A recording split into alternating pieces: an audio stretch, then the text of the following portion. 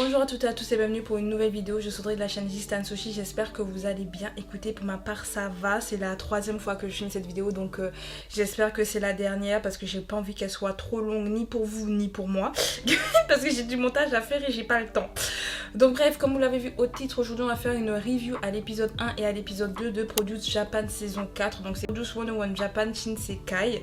Donc la différence qu'il va y avoir avec les 3 dernières saisons qui sont déjà sorties, c'est que cette fois-ci on va mettre en avant les fans internationaux et également les trainees internationaux.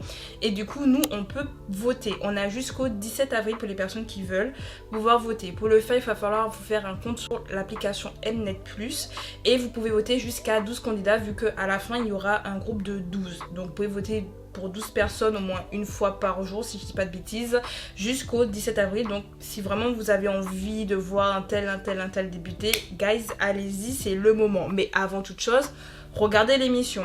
Pour regarder l'émission, il va falloir vous connecter du coup à l'application Mnet Plus pour pouvoir regarder les épisodes.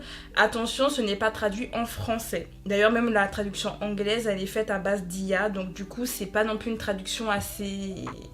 Voilà, il y a des fois où la traduction, elle saute carrément, il n'y a rien. Donc si vous comprenez le japonais ou le coréen, enfin même le japonais tout court parce qu'il parle principalement japonais, je pense que ça ira pour vous. Mais si vous ne parlez pas japonais, que vous ne savez pas lire le coréen ni le chinois, même si en soi c'est également des traductions faites à l'IA si je dis pas de bêtises, donc au final c'est pas tellement mieux. Voilà, mais si vous avez envie, vous vous dites bon peu importe, vous allez regarder. Moi en tout cas j'ai regardé comme ça.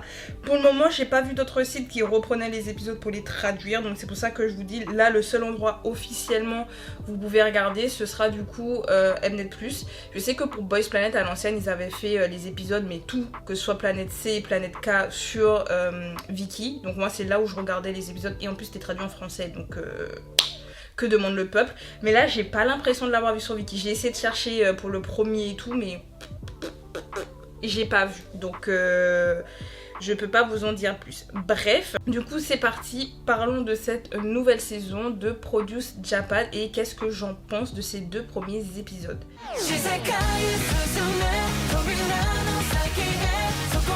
Du coup, le 26 mars dernier, nous avons eu le premier épisode de Produce 101 Japan Shinsekai qui est sorti sur le site Mnet Plus, dans lequel on va retrouver dans cet épisode les trainees qui vont arriver et qui vont auditionner devant les juges, ou en tout cas les mentors comme ils l'ont fait dans toutes les saisons qui existent.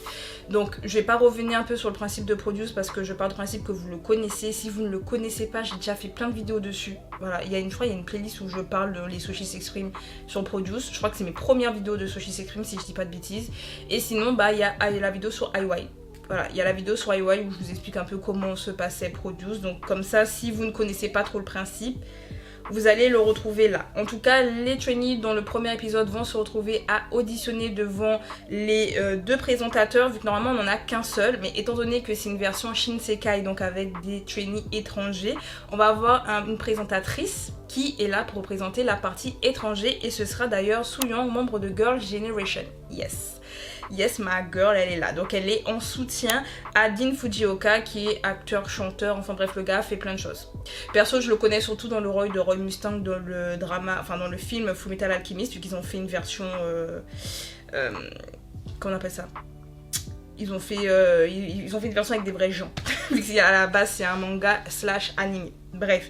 Et parmi les mentors, on va retrouver du coup Kevin Woo qui est membre du groupe Yukis qui va être là pour la partie vocale et heureusement parce que vraiment sa voix pépite.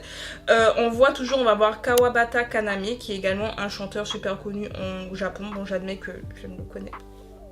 Je suis désolée, là c'est le seul d'ailleurs que je ne connaissais pas. On a Nakasone Rino qui est une chorégraphe assez réputée et qui a déjà participé aux anciennes saisons de Produce Japan, donc on la connaît bien, moi je l'aime trop. C'est franchement une des juges, je suis très contente qu'elle reste parce que j'aime trop sa personnalité et de toute façon on en parlera un peu après parce que même si on a changé les mentors, à part elle pour cette saison, pépite, mais on en parlera après. On a Kaita qui est également mentor pour la danse, qui a d'ailleurs fait la chorégraphie de Shinsekai, donc qui est la chanson thème de cette saison là. D'ailleurs la choré je la trouvais grave on point. Bah écoutez, le chorégraphe c'est lui. Et on va avoir du coup Adachi Yuto qui est ancien membre du groupe Pentagon. Je dis ancien, je sais pas s'il est toujours parce que Pentagon c'est vrai que j'ai eu plein de trucs avec, je sais plus trop où on en est. Mais en tout cas c'était le rappeur. Voilà, et du coup il est également mentor. À savoir qu'à l'initial, dans le premier épisode, on n'en avait pas 101 trainees comme on a l'habitude, on en a 122 parce qu'ils ont rajouté les candidats étrangers. Et du coup, il y aura un truc un peu particulier qu'ils vont faire pour cette saison où toutes les personnes qui vont finir en F ont une chance, plutôt la malchance d'être éliminés. Donc ils vont devoir faire des vidéos devant le public et le public va devoir décider qui va rester parmi ceux qui ont été envoyés en F lors de l'audition de l'épisode 1. Donc d'ailleurs on voit ça à la fin de l'épisode 1, on les voit s'entraîner, on voit les autres trainees les aider à faire des vidéos, leur donner des idées et tout pour pouvoir rester parce que malheureusement il faut qu'ils soient 101, ils peuvent pas être 122, ça s'appelle pas Produce 122, ça s'appelle Produce 101. Donc voilà, c'est un peu le côté sadique du coup quand même de cette saison, mais je trouve que mis à part ça c'est, on va dire, le seul point négatif, l'un des seuls, parce qu'après il y a le montage. Après. Du coup, premier épisode, on a presque la totalité des trainees qui passent l'audition parce que dans le deuxième, on va dire durant, c'est même pas une heure, hein, durant 30 minutes, si je dis pas de bêtises, c'est que pendant 30 minutes, on a la suite des auditions. D'ailleurs, forcément, vous imaginez bien que le trainee qui est au centre de la chanson Shinsekai, donc Yura, qui a fait partie de l'émission Project 7, c'est le groupe qui s'appelait Project 7 ou c'est l'émission ? Je sais plus. En tout cas, Yura, il est connu et il était center de la chanson thème Shinsekai. Forcément, vous ne le verrez pas passer dans l'épisode 1. Ah! D'ailleurs, tous ceux qui ont capté l'attention, là, il y en a quelques-uns qui sont passés dans l'épisode 1, mais ceux qui ont le plus capté l'attention, ils passeront dans l'épisode 2. D'ailleurs, pour la plupart, c'est des déceptions. Voilà, tu te dis, ouais, ils ont grave attiré mon attention et tout dans la chanson thème et tout. Puis tu vois leur audition. Écoutez, ils sont là pour apprendre. Ils sont là pour apprendre. Bref, donc premier épisode, on a les auditions avec les nouvelles règles, même si c'est pas vraiment des nouvelles règles, mais les petits changements qu'il y a dans cette saison. Et également, du coup, dans le deuxième épisode, on a la première partie, ça va être les auditions, et après c'est l'entraînement pour la chanson thème et bien sûr la réorganisation des groupes, donc que ce soit en A, B, C, D, F. Donc tout ça, ce sont les deux premiers épisodes, et les épisodes prochains, on va les voir s'entraîner pour pouvoir performer sur scène. Je pense que ça va être du rap, de la danse, etc. comme ils le font dans chaque saison. Donc ça ne changera pas. Honnêtement, on va dire le fond de l'émission ne change pas. On est toujours sur un produit qu'on connaît, que vous ayez regardé les versions coréennes, les versions chinoises ou quoi, le fond est le même. Ça ne bouge pas. Par contre, qu'est-ce qui va faire la différence et qui va faire que moi, je vais vous encourager à aller regarder cette saison? Eh bien, écoutez, c'est la bienveillance. Alors, forcément, ça reste une émission de survival, donc ça reste une émission où les trainees, ils ont une pression constante sur leurs épaules parce que eux, tout ce qu'ils souhaitent, c'est débuter. Sauf qu'il n'y a que 12 places à la fin. Oui, il y en a 12, je vous ai pas dit ça juste avant, mais il y aura 12 places dans le groupe. Donc du coup, étant donné qu'il n'y en a que 12 et ils sont 101, vous imaginez bien que la pression, elle est monstre. Et on a plein, ils ont déjà essayé plusieurs fois de débuter, sauf que ça n'a jamais marché. Que ce soit en ayant fait les anciennes saisons de Produce, en ayant fait d'autres émissions de Survival, en ayant même pour certains déjà débuté. Et du coup, ils sont vraiment à bout. Il y en a certains qui vont même parler de leur expérience en disant qu'ils travaillent à côté. Bref, on va entendre, et ça c'est aussi quelque chose que j'ai trouvé aussi comme super important, même si ça reste dur à écouter et à aller voir en fait, avoir cette espèce de mental breakdown à un moment donné. Mais il raconte la réalité en fait des choses. Parce que nous, en tant que fans par exemple de groupes de K-pop, mais même J-pop au final c'est la même, en tant que fans, nous on voit principalement les groupes qui marchent. Il y en a certains qui ne marchent jamais. Dites-vous, dedans, il y a un groupe, enfin en tout cas il y a certains membres d'un groupe coréen qui se retrouvent dedans. Je ne les connaissais même pas. Voilà, ils ont dit le nom, j'étais en mode... J'ai jamais entendu parler d'eux parce qu'il y a plein de groupes que vous allez jamais entendre parler. Il y en a certains, ils vont struggle toute leur vie pour avoir la chance de pouvoir réussir ne serait-ce qu'une seule fois dans leur vie. D'ailleurs, pour ceux et celles que ça intéresse, j'ai fait une vidéo sur le groupe virtuel OWIS et dedans, on parle de Lee Hae-in qui est une ancienne trainee de Produce 101 et qui, malheureusement, ça a été compliqué également pour elle et elle a réussi à trouver une autre porte de sortie. Donc, si ça vous intéresse, allez regarder cette vidéo parce que, pour le coup, je parle de ça. Mais en tout cas, dedans, il y a quand même des moments où les trainees vont parler de ça. Ils vont parler de à quel point c'est difficile d'être trainee, d'avoir ce rêve de débuter. Et en fait, les chances sont hyper fines. Genre vraiment, c'est au bonheur la chance de réussir. et d'être à un haut niveau. Ça se fait pas comme ça. Et même si tu fais partie t'es trainee dans une grosse agence, ça ne veut rien dire. On a des trainees de la JYP, je précise, hein, dans l'émission. On en a eu. Bon, on comprend pourquoi ils n'ont pas débuté, mais ils devraient travailler. Voilà, c'est des gens qui ont encore besoin de boulot. Mais quand même, ça reste un rêve qui est relativement inaccessible. Donc, je trouve ça bien quand même que l'émission mette en avant ce point-là, mais surtout qu'on les laisse pas juste être en mental breakdown et puis bon ben guys, triste quoi. Au contraire, on va les encourager, que ce soit avec les mentors qui vont être là pour à chaque fois remettre un peu de gaieté, surtout par exemple pour ceux qui se retrouvent dans les classes C, D, F. Souvent ce sont dans les classes où ils sont full déprimés. Voilà, d'ailleurs les premiers entraînements qu'on va voir ce sera pour le classement en D, et on va voir le chorégraphe, donc le Shinsekai, qui va venir, et dès qu'il arrive, ambiance. Pareil, Rino, elle va arriver, donc autre mentor de danse, elle va arriver, pareil, ambiance. Elle est là pour remonter, hein, parce qu'on sent qu'il y a cette tension. Non, elle met la bonne ambiance, et la chose que j'aime avec tous les mentors, c'est qu'ils sont pas là en mode on est juge, parce que ça c'est la chose que je t'assure, c'est la chose que je déteste le plus dans Boys Planet, et c'est pour ça que j'ai jamais terminé les saisons, parce que c'est pas possible. Mais je trouve surtout la deuxième là, enfin c'est la troisième saison qu'il y a Girls Planet, mais la deuxième de Boys Planet là que j'ai essayé de regarder l'année dernière, c'était une catastrophe. En fait les mentors, ce sont pas des mentors, ce sont des juges. C'est horrible, surtout au niveau de danse. T'en as, ils sont là, ils montent la danse, ils sont en mode bon bah t'es censé connaître la choré maintenant. Hein? Bah non, faut montrer comment tu fais les gestes en fait, faut leur apprendre, tu es là pour ça en fait. Après peut-être qu'ils le font en dehors de la caméra, mais honnêtement en tant que viewer, ce que nous on voit là de nos yeux, c'est pas de la bienveillance, c'est que du jugement. On entend que des critiques, en tout cas dans la version Boys Planet par exemple, ou même dans Produce à l'ancienne, peut-être pas les premières saisons. Enfin, il y avait un peu dans les premières saisons, mais on sentait quand même que les mentors étaient là en tant que mentors et essayaient vraiment de les aider. Et justement, des fois, on les voyait pleurer quand ils voyaient certains de leurs trainees réussir, parce qu'ils se disent, on sait qu'ils se sont donnés à fond, et ça fait plaisir de voir qu'ils réussissent.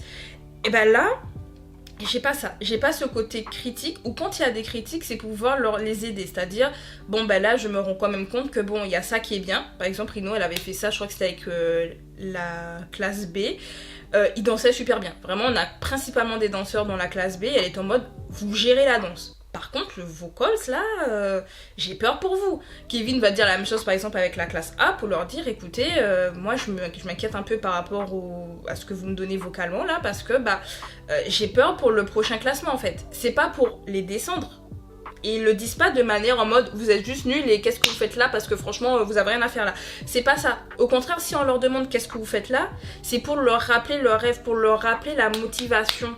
Leur dire vous êtes venus pour quelque chose. Et justement, que ce soit la chorégraphie de Shinsekai et les paroles, ça représente leur rêve. Et les mentors sont là pour leur dire mettez justement toute cette énergie là, mettez-la dedans, et on leur donne des conseils, que ce soit en chant, que ce soit en danse, et les chorégraphes sont là pour leur montrer la danse. On leur dit il faut faire comme ci, comme ça. Pareil, autre chose, et là je vais parler du coup de Yuto, donc membre de Pentagon, qui est là pour la partie rap. J'ai aussi aimé ces interventions. Parce que, donc dedans, on a... Désolée si je regarde souvent mon téléphone, c'est pour être sûre de ne pas me tromper, par exemple, sur des noms ou quoi. Vu que, voilà, j'ai mon téléphone juste en dessous. Mais bref. Mais, à un moment donné, on va voir, par exemple, le trainee Ricky, qui est donc étranger, qui ne parle donc pas japonais. On rappelle que la chanson Shinsekai est en japonais. Et qu'en plus, c'est une partie rap. Voilà, je rappelle. Du coup, Yuto, il va arriver et va leur dire, bon écoutez, rappez devant moi et tout. Et il y en a certains qui vont oublier les paroles. Et vous savez comment c'est le montage de Mnet pour nous montrer que... il a raté. Vous savez comment est le montage de Mnet? Ils aiment bien faire les petits zooms en avant comme ça avec le bruit. Genre... Mnet, ce sont des démons. Bref... C'était des mots. Mais bref, mais du coup, Yuto, il va pas être en mode vous connaissez pas les paroles, franchement, vous faites vraiment que de la merde et tout, surtout pour les membres étrangers, pas du tout. Quand il va voir Ricky, il aura du mal avec le japonais parce qu'il se rappellera pas des paroles et il va pas prononcer forcément bien certains mots. Il va aller le voir et va lui dire montre-moi les paroles. Montre-moi ce que toi t'as noté. Il lui dit t'as noté en quelle langue? Il lui a dit j'ai noté en chinois et tout pour pouvoir avoir la prononciation et tout. Il lui dit ok. Il a fait tout le monde s'asseoir et il était là à l'aider. Et Ricky il était surpris. Il va dire lui-même je m'attendais à ce qu'on me crie dessus. Je sais pas si vous imaginez, de toute façon on sait que dans la partie entraînement souvent ils ont des gens qui sont super durs avec eux. Et du coup, bah forcément, derrière ça, mentalement parlant, ça va pas. Et au contraire, Yuto, il est en mode, bah vas-y, viens, je te montre les mots. Je te dis comment faire. Et en fait, j'aime. Et en dehors des mentors, et c'est aussi la partie où je vous disais, ils ont parlé de leur vie qui est compliquée en tant que trainee, de rêver, de débuter, etc. Au moins, ils vont parler de ça. On va leur envoyer les membres du groupe INI, qui est donc le groupe qui est sorti de la 2e saison de Produce Japan. Il y a certains membres qui vont venir et qui vont, pour le coup, encourager les candidats, leur dire, écoutez...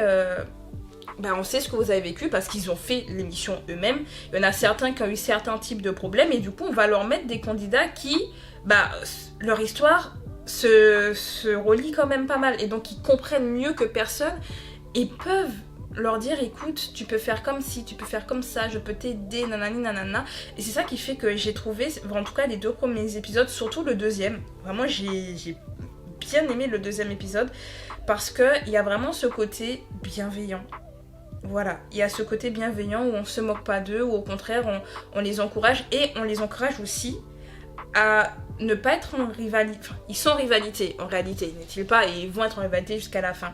Mais on les encourage pas à se battre, vous voyez, genre au contraire, Rino, à un moment donné, elle va leur dire ça, je crois que c'était avec l'équipe B ou l'équipe C, je me rappelle plus. Attendez, je sais plus si je l'ai noté cette partie-là ou pas. One eternity later. Voilà, c'était l'équipe D. Voilà, donc en fait, Rino, elle va aller voir l'équipe D et va leur dire, mais en fait, comment vous vous entraînez. Elle va tous les prendre à part, elle va leur dire, vous vous entraînez comment. Ils vont dire, on fait comme ci, comme ça.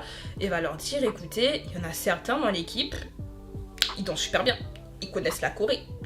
Demandez-leur. Et franchement, et c'est pas la seule, ils sont plusieurs à avoir encouragé l'esprit d'équipe à dire mais en fait, vous êtes pas seul en fait dans cette aventure parce que forcément quand tu y vas, t'as ton rêve à toi et du coup tu te dis je me bats pour moi. C'est logique. Enfin, je veux dire, c'est tout à fait logique de penser comme ça. Et eux au contraire, ils sont en mode le truc c'est qu'à la fin tu vas être dans un groupe et en fait vous allez devoir vous entraider. Donc au contraire, c'est le moment d'avoir cet esprit d'équipe. Apprenez à travailler ensemble, apprenez à être bien ensemble et honnêtement c'est ce que j'ai apprécié le plus dans ce 2e épisode. Dans le premier, comme dit, ce sont que les auditions et même si ce sont que les auditions, pareil, on n'a pas de critique en tant que telle négative en mode on est là pour vous envoyer des pics.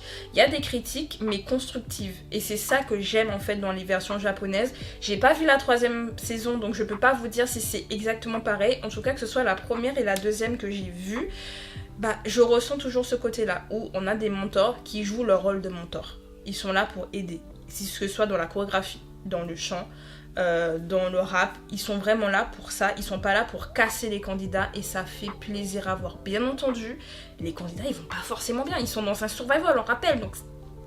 mais ils font de leur mieux et c'est super beau. Et enfin aussi, dernière chose que je voulais un peu parler, même si c'est un mini spoil. Donc si vous n'avez pas vu les épisodes, voilà, mais peut-être que ça vous donnera envie d'aller regarder l'épisode. Mais il y a du coup le candidat Yura, donc qui est super populaire vu qu'il a fait partie de Project 7 et tout. Il n'est pas tout seul, alors fait partie du groupe final. Et du coup, il y a d'autres candidats qui sont là. Et apparemment il y avait un petit bif avec un autre candidat. Et vous imaginez bien, Mnet, ils se sont... Franchement, ils étaient en mode... Ils attendaient que ça.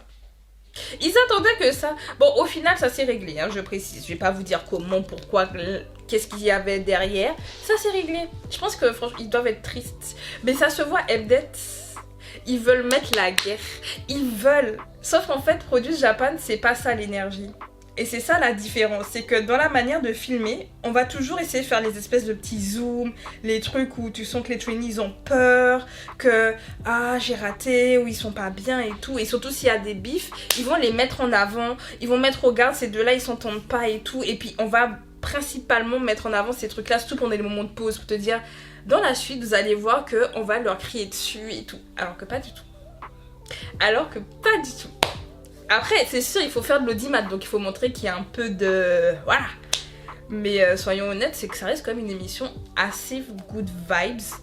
Mis à part quand ils struggle, mais c'est normal, j'ai envie de vous dire. Je serais dans un survival pareil avec le rêve de débuter, tout en sachant qu'il ne reste que 12 places et on est 101.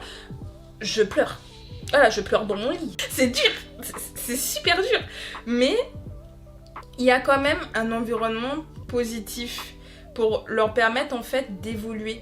pour pas qu'ils restent en fait avec leurs problèmes et juste bon bah j'ai pas avancé et puis mon rêve c'est fini. Pas du tout. Ils sont vraiment là pour leur donner des conseils constructifs et qui s'améliorent et c'est ça que j'aime. Voilà.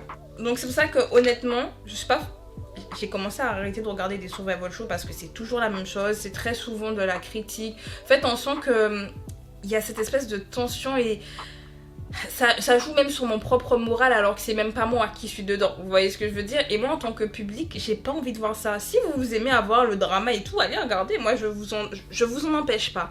Mais en tout cas personnellement je trouve que c'est grave good vibes. C'est pas l'émission comme la plus good vibe je pense. Il y a la version thaïlandaise apparemment qui est vraiment hyper fun, j'ai vu plein d'extraits où ça a l'air drôle et tout.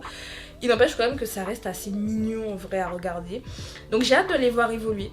Moi je suis là pour ça, je veux les voir réussir du mieux qu'ils peuvent et je les soutiendrai bien entendu. Donc bref, est-ce que vous avez déjà regardé du coup les 2 premiers épisodes de cette saison? Dites-moi ça en commentaire. Je ne sais pas si je vous ferai des reviews sur tous les épisodes qui sortent parce que je sais pas si j'aurai vraiment le temps de tout regarder au fur et à mesure du temps. Il y a des chances que je finisse par être en retard et qu'à un moment donné je finisse par abandonner parce que j'aurai plus le temps. Mais en tout cas personnellement je vous encourage. Si vous voulez regarder un survival show chill où les candidats ils sont drôles et puis ils s'entraident et tout, bah c'est l'émission faite pour vous. Et vraiment je trouve qu'en plus on a une autre vision de mentor. On a vraiment des mentors qui sont là pour aider et qui montrent les choses et ça fait plaisir. Vraiment les larmes. Bref, écoutez. On se dit à bientôt pour de nouvelles vidéos. C'était Audrey. Voilà, il vous dit au revoir. Salut. Salut.